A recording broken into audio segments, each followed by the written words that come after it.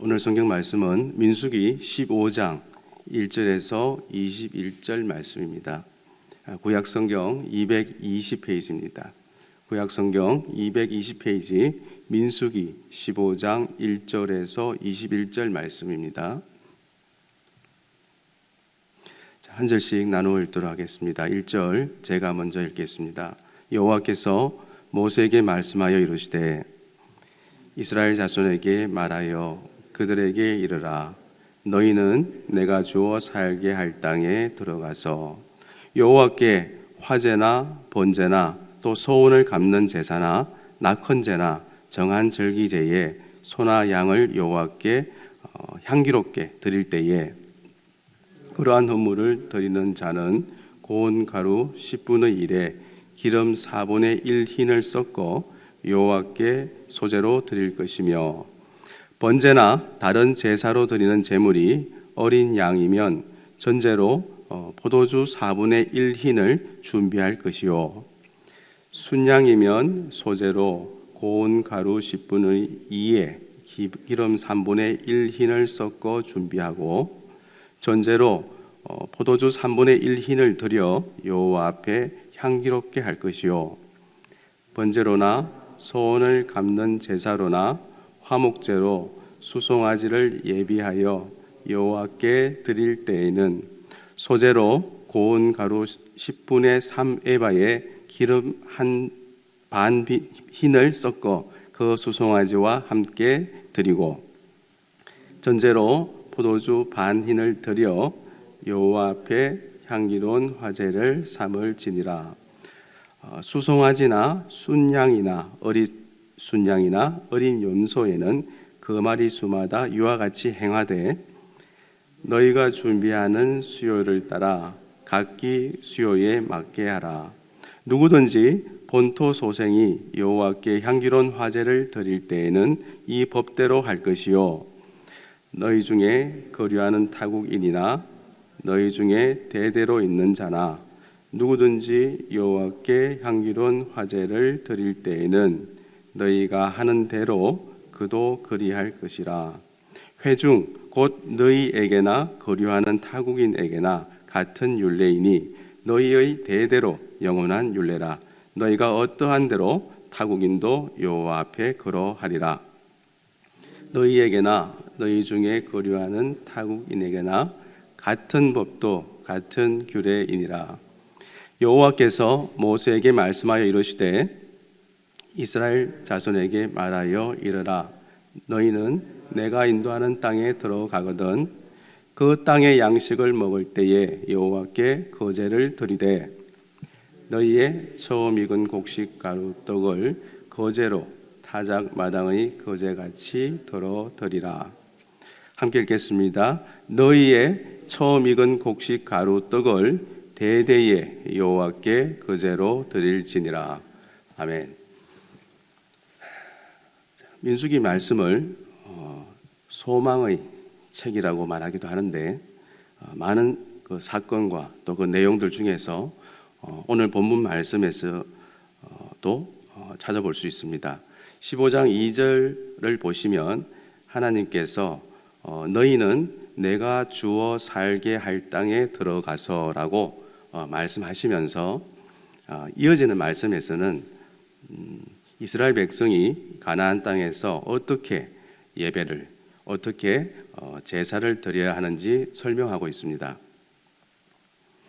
2절 말씀에서 생각해 볼 것은 이스라엘 백성이 약속의 땅 가나안에 들어가는 것을 마치 기정사실화하는 것만 같은 이 말씀을 언제 해 주셨을까 하는 것입니다.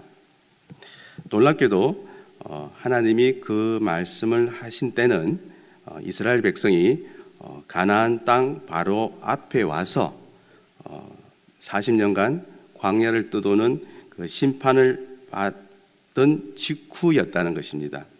이 말씀은 이스라엘 백성이 돌이킬 수 없는 죄를 저지른 것 같을 때 하나님은 이미 돌이킬 준비를 하고 계신다는 것입니다.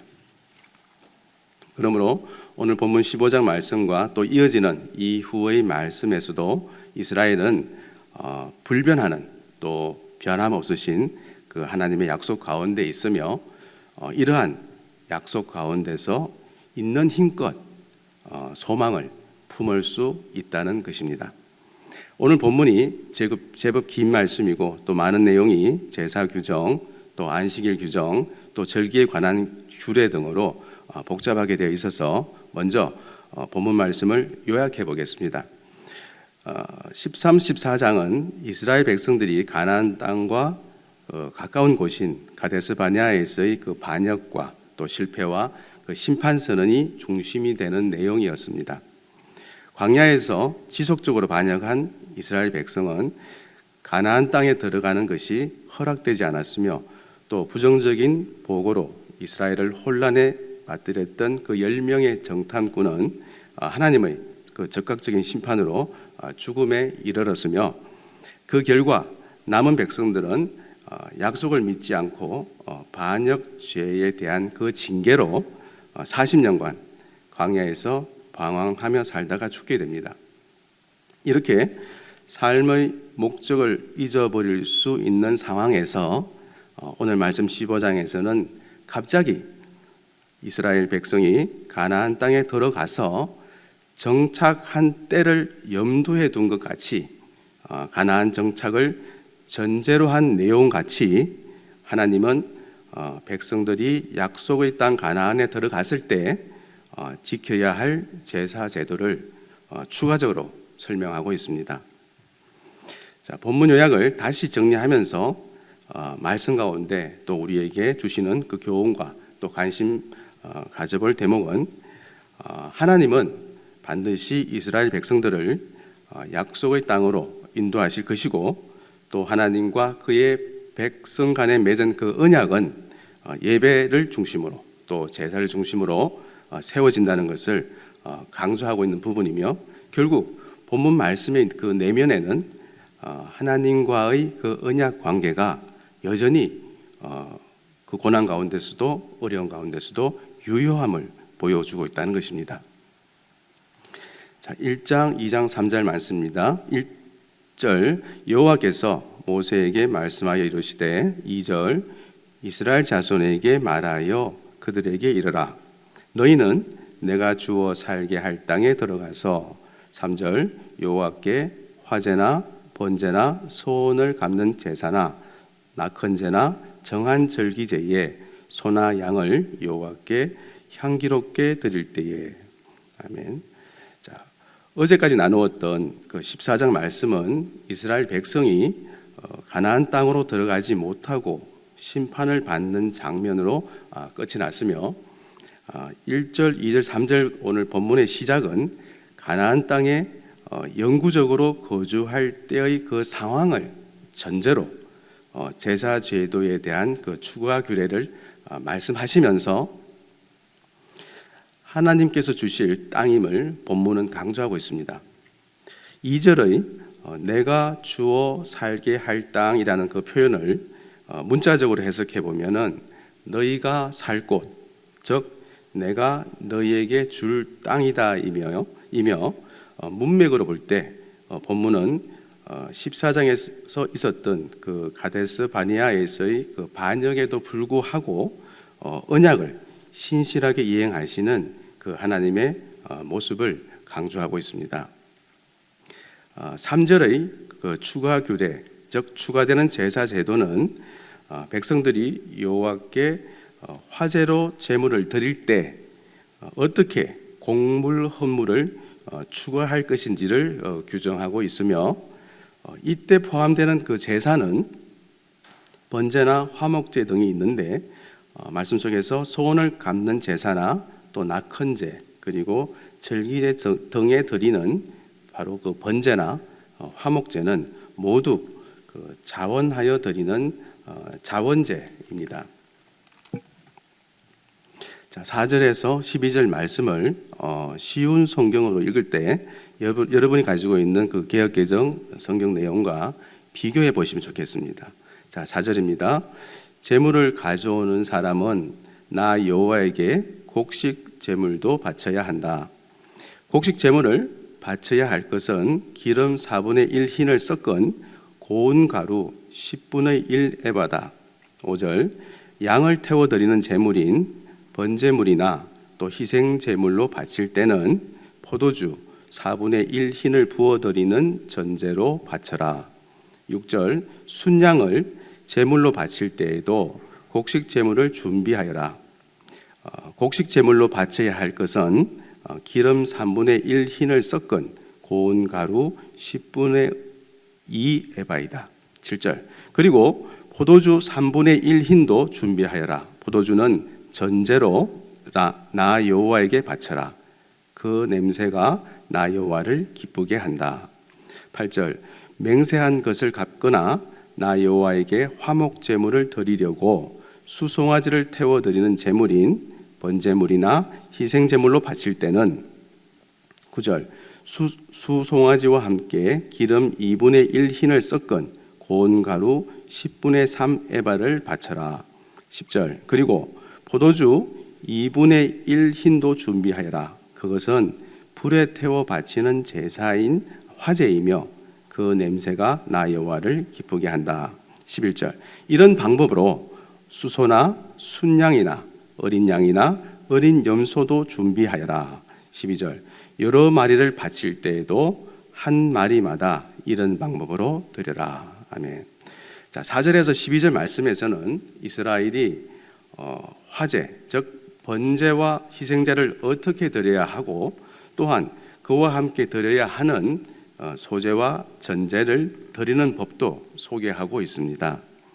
자, 이스라엘은 세 가지 경우에는 화제를 드렸는데 그것은 서원을 이행할 때, 그리고 자원하여 낙헌제로 드릴 때, 그리고 절기에 제사를 드릴 때입니다. 하지만 그 모든 것의 목적은 하나였는데 모든 화제는 바로 여호와께 향기롭게 하기 위해서, 다시 말하면 여호와를 기쁘게 하시기 위해서였고, 또 그 제물과 함께 소제와 전제를 드릴 때 희생 제물의 그 등급에 비례하여 소제와 전제의 양도 많아지고 있습니다. 그리고 짐승의 수요가 많아질수록 추가되는 제물인 그 곡식과 또 기름과 또 포도주의 양도 많아져야 했습니다. 조금 전 말씀을 두 가지로 정리해 보면, 첫째로는 특별히 불로 태워드리는 그 화제의 경우에는 곡식과 포도주를 함께 바쳐야 하는데, 곡식과 포도주는 광야에서 얻기 힘든 음식이므로 이 자체로 바로 약속의 땅이 얼마나 풍요로운 곳인가를 보여주고 있으며, 또 동시에 곡식과 포도주는 희생 제물과 함께 자신의 삶을 하나님에게 헌신한다는 그런 의미를 가지고 있습니다. 자, 두 번째는 제사는 구원을 받기 위한 조건이라기보다는 구원의 은혜에 대한 반응이라고 할 수 있습니다. 그 이유는 제사인 그 예배자의 삶은 그 하나님과의 사귐이며 그 은혜에 대하여 항상 말씀 가운데 깨어 있어 각성하고 또 감사하는 그 믿음의 삶이 예배의 전제 조건이 되어야 한다는 것입니다. 자, 13절에서 16절 말씀입니다. 13절 누구든지 본토 소생이 여호와께 향기로운 화제를 드릴 때에는 이 법대로 할 것이요.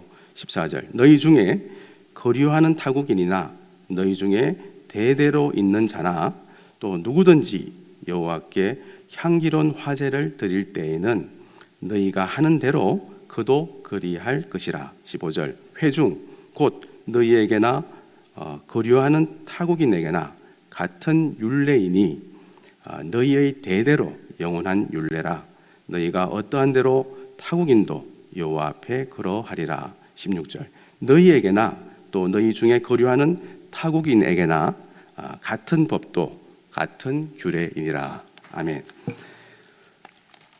자, 이 말씀에 나오는 그 규정과 그 규례는 이스라엘 백성뿐만 아니라 말씀에 나오는 몸붙여 사는 외국인, 또 섞여 사는 사람들에게도 똑같이 적용되는데, 좀 더 구체적으로 말씀드리면 하나님께서 정하신 그 화제를 드리는 그 율례를 이스라엘 백성은 물론이고 그 땅에 거류하는 타국인들도 똑같이 지켜야 하며, 그 율례는 그 임시적인 법이 아니라 예수님께서 완성하실 때까지는 반드시 지켜야 하는 영원한 율례, 즉 영원한 규정과 규례라고 하십니다. 이렇게 13절에서 16절에서 말하고자 하는 바로 그 하나님 나라는 이스라엘만의 나라가 아니라, 이스라엘은 정인이 되어 먼저 지키고 또 먼저 살고 또 먼저 누려서 이웃들에게 하나님을 믿고 사는 축복이 무엇인지를 알게 하고, 또 하나님께 합당한 그 백성의 도리를 시연하는 것이 제사장 나라로서 또 이스라엘의 존재 목적이라는 것입니다. 그리고 하나님 나라의 복이 출신에 제한되지 않고 믿음을 소유한 모든 사람에게 해당한다는 사실을 보여주고 있습니다. 마지막 17절에서 21절 말씀입니다. 17절, 여호와께서 모세에게 말씀하여 이르시되, 18절, 이스라엘 자손에게 말하여 이르라. 너희는 내가 인도하는 땅에 들어가거든. 19절, 그 땅의 양식을 먹을 때에 여호와께 거제를 드리되. 20절, 너희의 처음 익은 곡식 가루떡을 거제로 타작 마당의 거제같이 드리라. 21절, 너희의 처음 익은 곡식 가루떡을 대대에 여호와께 거제로 드릴지니라. 아멘. 자, 이 말씀은 이스라엘 백성의 그 첫 아들과 또 그리고 가축의 첫 새끼가 모두 하나님의 소유이듯이 농사를 통해 얻은 첫 곡식도 하나님의 것입니다. 그러므로 모든 만물을 주관하시고 또 다스리시는 분이 바로 하나님이시고, 또 하나님만이 우리의 인생을 책임지시고 또 공급하시는 분임을 고백하고 또 감사하는 하나님 나라의 백성을 요구하시는 말씀입니다. 자, 말씀을 정리하겠습니다. 오늘 시작하는 말씀에서 민수기는 소망의 책입니다라고 한 것 같이, 하나님은 이스라엘 백성에게 광야 40년을 견딜 그 소망을 주셨습니다. 비록 자신들은 광야에서 죽겠지만 그들이 염려하던 어린 자녀들은 그 약속의 땅을 차지할 것이기 때문입니다. 그러므로 광야 40년은 그들에게 징벌의 시간일 뿐만 아니라 자녀들에게 하나님의 계명을 전수하고 또 언약 백성으로 훈육하는 그 기회의 시간이 되었습니다. 현실적으로 보면 지금의 우리 교회가 또 다음 세대를 위해 감당할 사명이기도 한 것이 아닌지 생각해 보게 됩니다. 그리고 이스라엘에 오래 거주한 외국인이나 또 잠시 방문한 외국인도 그 제사 규정을 지키라고 하셨는데, 이 의미는 그들을 바로 언약의 대상으로 인정하신 것입니다. 만약 지금 우리가 어떤 이유로든 사람을 차별하거나 또 배제하고 있다면 하나님의 뜻이 아닌 것입니다. 자, 말씀을 끝맺겠습니다. 하나님 아버지의 제단에서 예배 드릴 수 있는 그 관계가 예수님 안에서 이미 열렸다는 사실이 바로 복음입니다. 전부를 내어주신 그 생명을 주신 아버지께 나아갈 기회가 있다면 그분께 합당하고 유일한 제물은 바로 우리 자신을 드리는 것입니다. 이제 하나님 아버지께서 기쁘게 받으실 것이니 예배자로 나아가야겠습니다. 묵상과 함께 하나님의 약속을 확인해 보시기 바랍니다.